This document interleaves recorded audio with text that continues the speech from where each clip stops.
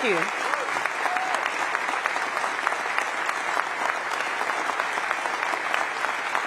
Thank you, everybody. Thank you.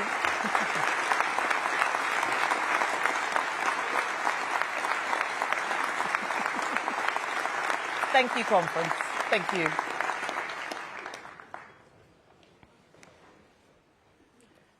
Conservatives love Manchester. It is a great city of free trade and free thinking. 240 years ago, in the 1780s, this was still a small market town, but something was stirring, a spirit of enterprise that would turn Manchester into a global economic powerhouse. And it was back in the 1780s that the very first Jewish community was established in this city. A small group of families worshipping in a rented room in a back alley, just a short walk from where I am standing. And right from the very start, Jewish people have been part of the fabric of Manchester.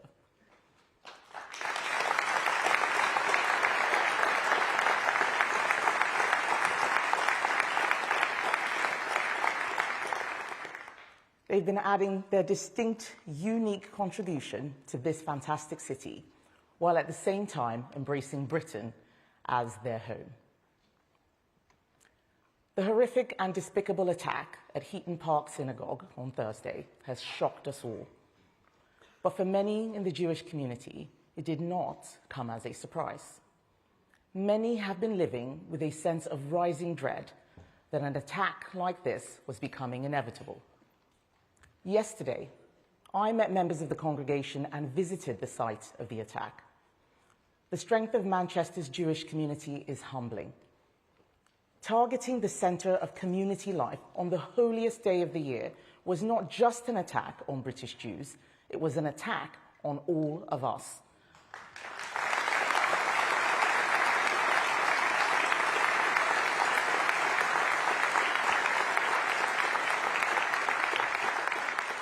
It was an attack on our humanity and our values of freedom, compassion, and respect. It was an attack on the idea that Britain is a safe place for Jews. On Yom Kippur, the Day of Atonement, Jews take time for introspection, to ask themselves, where have we gone wrong in the past, and what do we need to do to be better in the future? These are questions we urgently need to ask ourselves as a nation. Extremism has gone unchecked. You see it manifest in the shameful behavior on the streets of our cities, protests which are in fact carnivals of hatred directed at the Jewish homeland.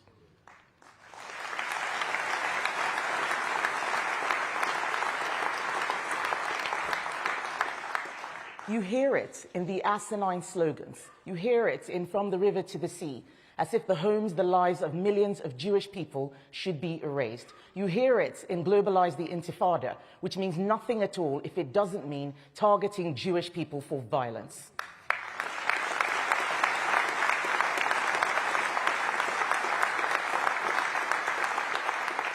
We have tolerated this in our country for too long.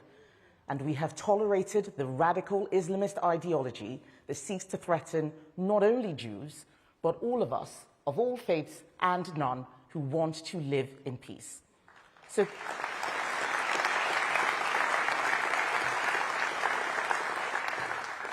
the message from this conference, from this party, from every decent and right-thinking person in this country must be that we will not stand for it anymore.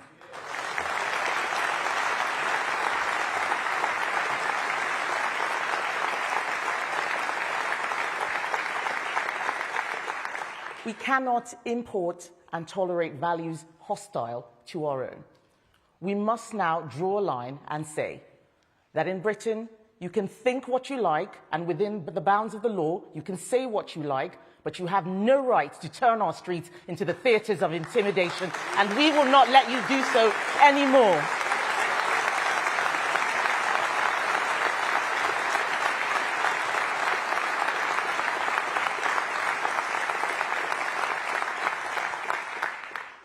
To our Jewish friends, we stand with you shoulder to shoulder.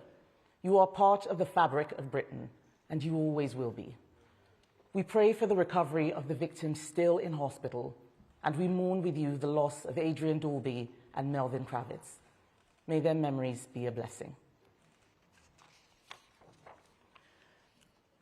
But we must never let terrorism defeat our democratic process. We must demonstrate that it is through political argument, not violence, that we reach our decisions and improve our country. We all know the scale of the challenge we face, the mountain we have to climb. Last year, the public sent us a clear message, one we could not mistake and which we will never forget. They want serious change, for politics to be done differently so our country can get back on track. That's what I promised you when I stood for the leadership of our party, a reset. Politics done differently, politics done properly, a Conservative Party under new leadership, ready to earn the trust of the British people again.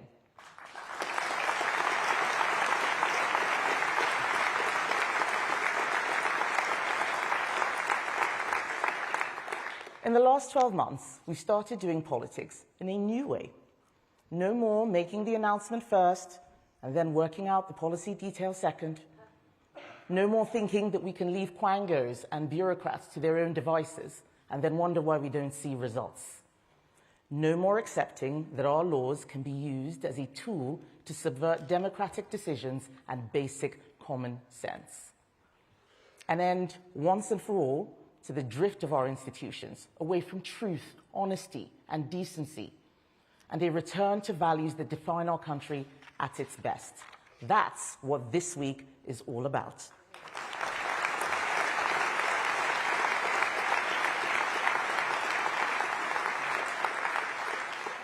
But I didn't say it would be easy, and I didn't say it would be quick. Nothing really worth doing is. Anyone who tells you that there are easy answers to the big questions our country faces is either lying to you or lying to themselves. We are taking a new approach, credible plans rooted in conservative values. Hard though the task is, we have plenty of reasons to be cheerful, because as one of my great predecessors, Margaret Thatcher, put it, the facts of life are conservative.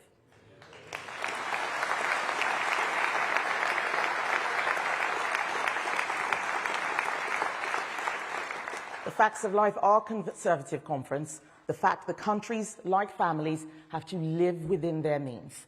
The fact that individuals know better than governments how best to spend their own money. The fact that freedom depends on order and only works under the rule of law. There is a gap for the responsible, optimistic, competent conservative approach, an approach rooted in values.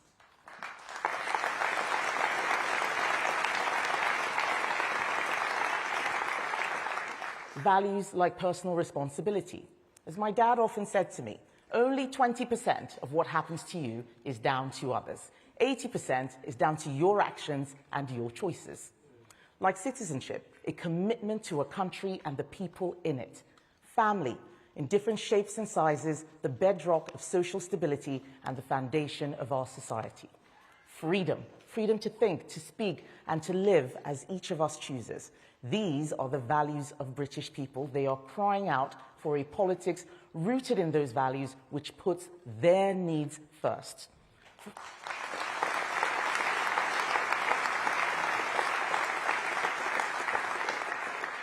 Conference, they are crying out for a stronger economy, where hard work is rewarded and everyone has a chance to get on.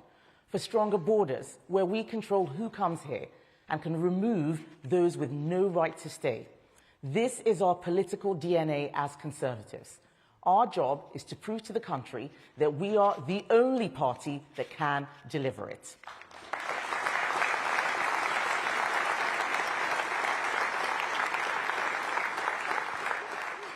Conference, post-war, Conservatives spread prosperity and built millions of new homes, the bedrock of the property-owning democracy. In the 1980s, Mrs. Thatcher broke the cycle of high inflation, low growth, and trade union strife, giving Britain back her national pride and economic strength. Labour accuse us of achieving nothing in the 14 years since 2010. I'll tell you what we did. Remember what we inherited from them back then. They spent all the money, sold the gold, piled up debt. Like every Labour government in history, they left unemployment higher than they found it. We were elected to fix it, and Conservatives got to work. We slashed the deficit every year so that when the pandemic hit, we had the means to weather the storm. We reformed our schools to put rigour back into the curriculum, and today a whole generation of young people will enter the world with better maths and literary skills than any generation before them. We reformed welfare. We got people into work. 4 million new jobs were created, over 1 million new businesses. We gave the British people a choice on our membership of the EU, and we implemented that decision.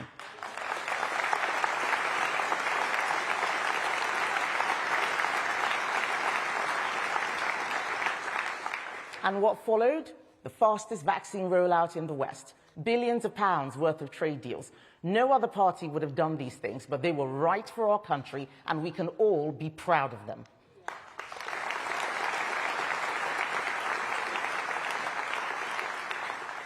And conference, we mustn't forget that in each election, from 2010 to 2019, our vote share went up. That's unprecedented in modern history.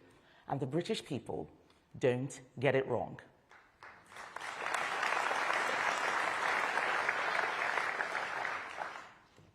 But if we take pride in what we got right, we also have to face up to what we got wrong. People won't listen to us again until we show them we have learned from our mistakes and changed. We've got to do this, and we have to do it properly. What have we learned? That you can't have a budget that has £150 billion of spending giveaways and billions more in tax cuts without saying where the money is coming from. We have to show that we have learned from the policy mistake of letting bureaucrats decide the immigration system. We failed to bring numbers down and stop the boats, let's be honest. That happened on our watch. Yes, we tried, but put simply, we didn't achieve enough.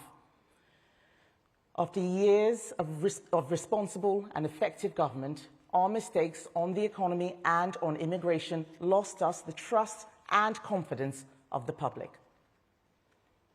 So we start this week saying we have learned, and we will never repeat the financial irresponsibility of spending commitments without saying where the money is coming from.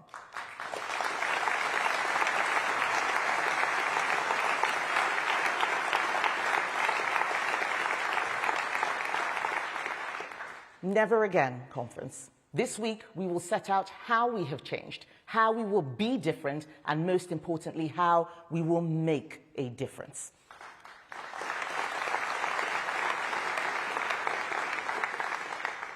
Economic responsibility is the hallmark of the Conservative approach, and today it is right back at the heart of everything we stand for.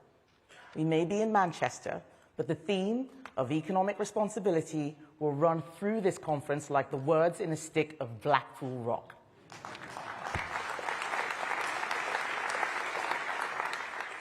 There are two parts of our message at this conference: stronger economy, stronger borders.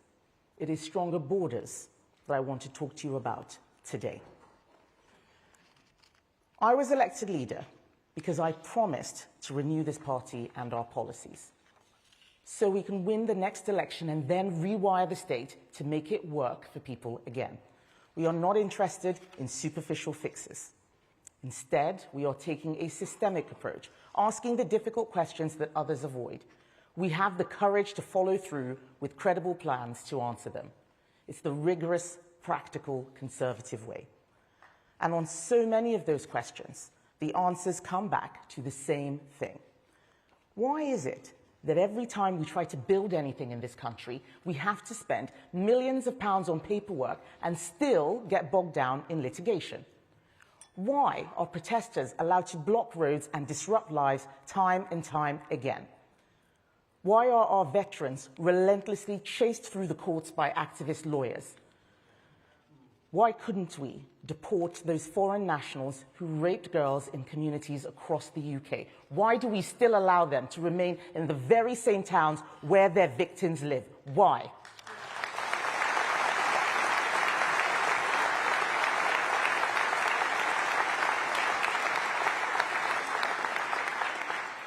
It is fundamental. Why can't we control our borders and remove those who need to go? All these questions boil down to who should make the laws that govern the United Kingdom. Conservatives believe it should be our sovereign parliament, accountable to the British people. The reality today is that this is simply not the case. I saw it again and again in government. So often we had the right instincts and the right policies, but our hands were tied by a system that frustrated democratic control. This use of litigation as a political weapon is what I call lawfare. Well-meaning treaties and statutes like the European Convention on Human Rights and the European Convention on Action Against Trafficking, drafted with the best of intentions in generations gone by, and more recent additions like the Modern Slavery Act, are now being used in ways never intended by their original authors. What should be shields to protect the vulnerable have instead become swords to attack democratic decisions and frustrate common sense.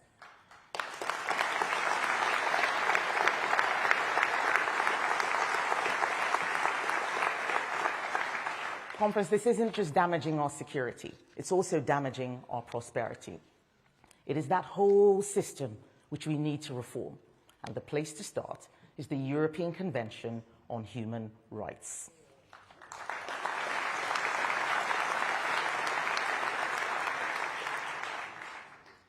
None of us had a problem with the rights in the original charter.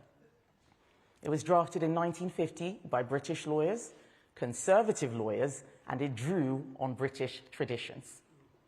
The problems stem from how it has been enforced and how its meaning has been twisted and changed. Today, it is used as a block on deportations, a weapon against veterans, and a barrier to sentencing and public order. Labour pretend it can be fixed. But when a group of 9 European countries, led by Italy, recently pushed for reforms at the court, the Labour government did not support them. They wouldn't even try. Our human rights lawyer Prime Minister and his good friend the Attorney General, an Attorney General who likened those of us questioning ECHR membership to Nazis, will never fix this problem.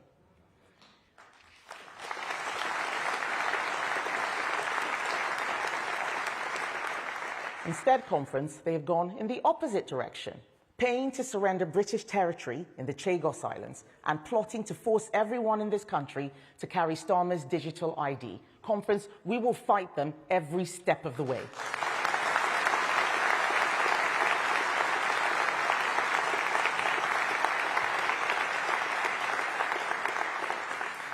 Reform just shout that we should leave the ECHR without any plan to do so or understanding any of the consequences. They are practicing that old failed politics I talked about, that politics of announcements without a plan. That is the way to chaos and failure. It is only the Conservatives who are taking the honest, responsible approach, prepared with a plan to deliver. To make sure we can strike at the root of the problem, we need to understand the full extent of the problem. That's why I had identified 5 essential policies that the government must be able to implement if we are to secure our border and restore order to our society. 5 tests that a country has to pass to be truly sovereign. First, can we deport foreign criminals and those who are here illegally? Second, can we stop our veterans being harassed through the courts? Third, can we put British citizens first for social housing and public services? Fourth, can we make sure protests do not intimidate people or stop them living their lives? And finally, can we stop endless red tape and legal challenges just choking off economic growth? Any self-respecting sovereign nation should be able to answer all 5 of those questions with a clear yes.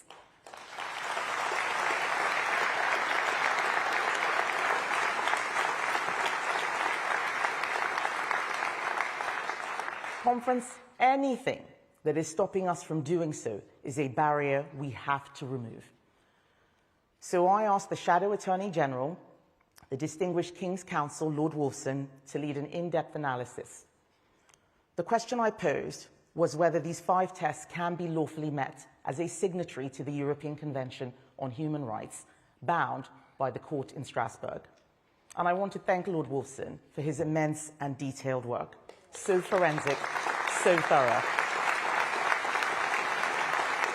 Thank you. In nearly 200 pages of legal advice, he has provided his answer.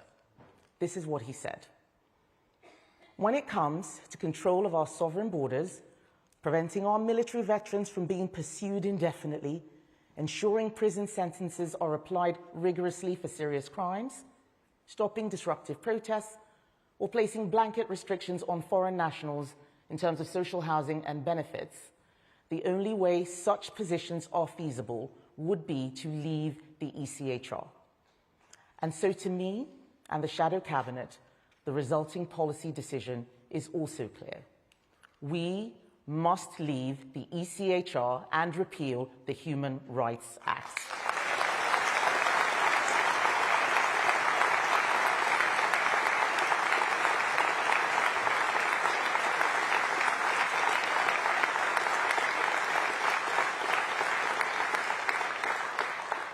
Conference, I want you to know that the next Conservative manifesto will contain our commitment to leave.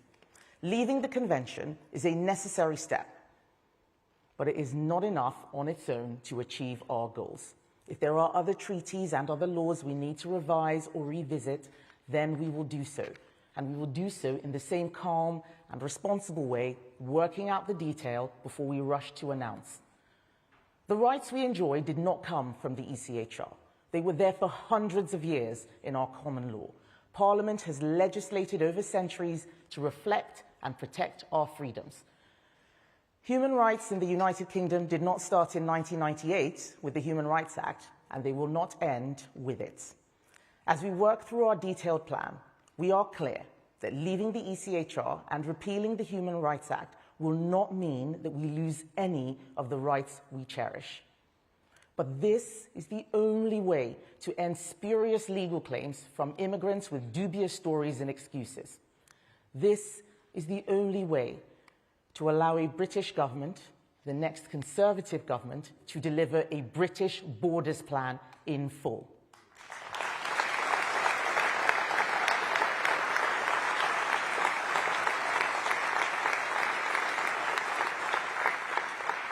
Conference, the Shadow Home Secretary, Chris Philp, has done a brilliant job pulling together this borders plan. The Conservatives are a strong team, and he will be saying more about this shortly, including our plans to remove 150,000 illegal migrants a year.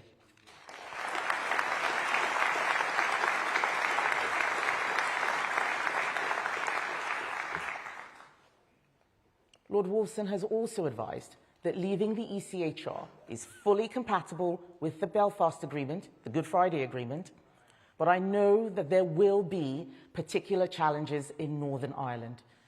But difficulties are not a reason to avoid action. They are a reason to work harder to get it right. So, thank you.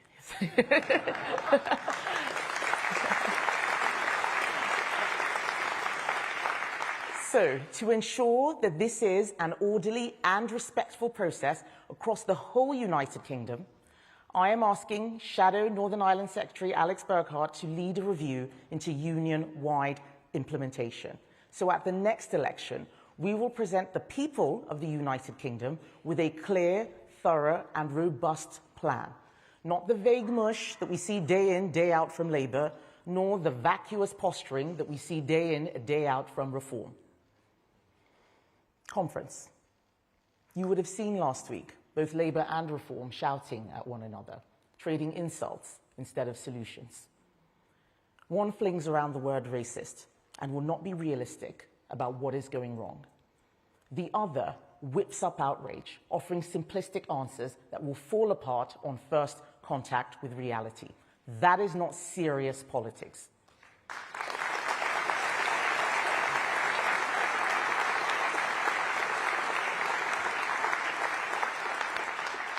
Conference, neither of those parties offers the leadership that Britain deserves. The truth is that Labour and Reform are two sides of the same coin. Both deal in grievance. Both divide our country into tribes and labels. Both practice identity politics which will destroy our country. And I am saying no, no to division and no to identity politics.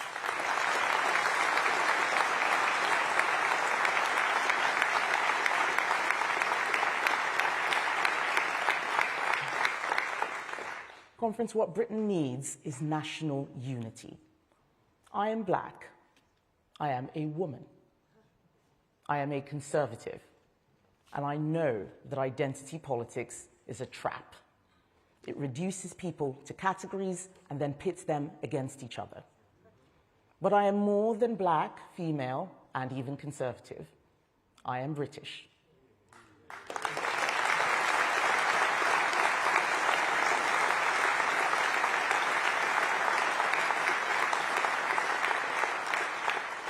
Conference, I am British, as we all are. My children are British, and I will not allow anyone on the left to tell them that they belong in a different category, or anyone on the right to tell them that they do not belong in their own country.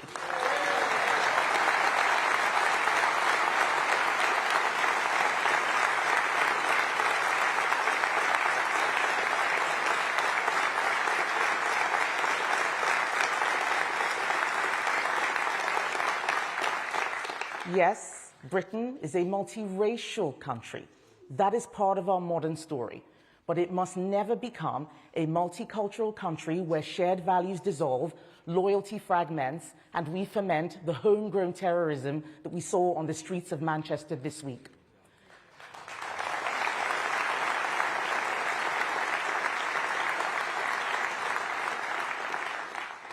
Nations cannot survive on diversity alone. We need a strong common culture rooted in our history, our language, our institutions, and our belief in liberty under the law.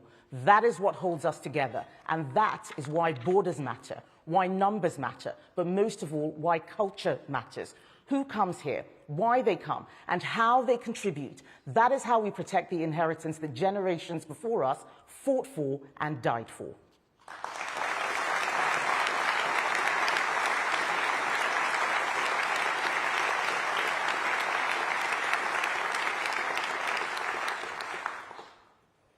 Britain needs deep change.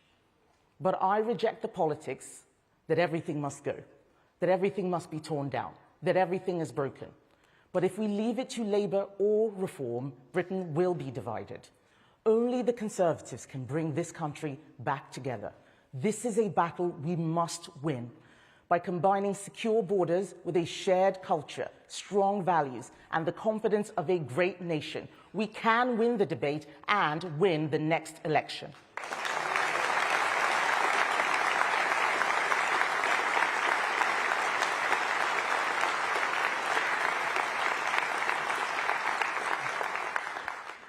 Conference, this is a party under new leadership and with a renewed purpose. We have listened, we have learned, and we have changed. Only Conservatives will tell you the truth. Only Conservatives will take the difficult decisions, do the hard work. Only Conservatives have the courage, the honesty, and the plan to strengthen our borders, restore our sovereignty, and rebuild our prosperity.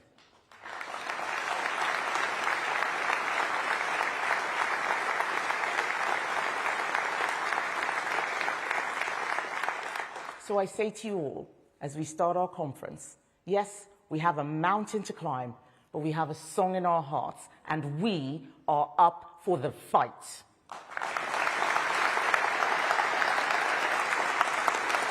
Thank you. Thank you.